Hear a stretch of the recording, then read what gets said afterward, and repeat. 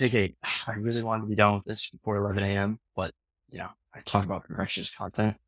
I'm a perfect example. I literally will sit in front of this camera and until I get something it's supposed to just be like a natural like check in, talk about the weekend, talk about, the most recent podcast, but for some reason my brain wants to overcomplicate it. So anyway, I hope you guys had a great weekend. I know I did. It was a lot of fun. And this week, today is a very busy day, but I want to kind of come on here and review the podcast that dropped yesterday. We had Crypto Dan on. For those of you that don't know, he's an absolute genius in the world of crypto. He made a lot of money, in terms of just really building like an education around it.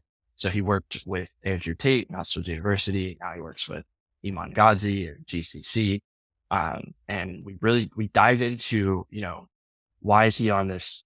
Why is he here and everyone else, or like, a lot of other people not here? Like what separates guys like him from guys that are just not even, don't think that's possible.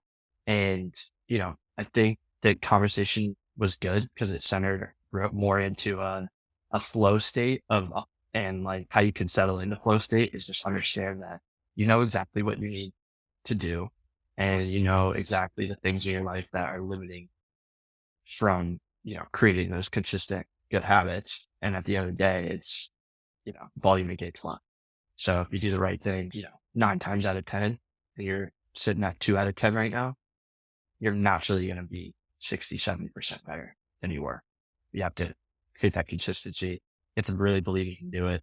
But this isn't meant to just be like, this isn't meant to be an inspirational day. I just want for anyone who's thinking about watching the podcast, definitely Crypto Dan's a big one. I think it's less about what and more about your perspective of it. So you can make the most out of any situation. And a lot of the role models you think are good role models might not be. It's a very challenging thinking, which I like.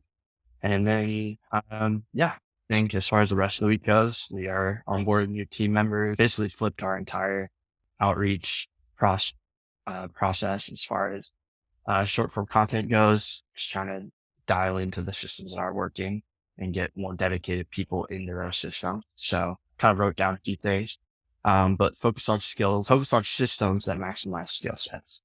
So knowing where my weaknesses are, understanding where certain people's strengths are, and then creating the step-by-step system on how to maximize it.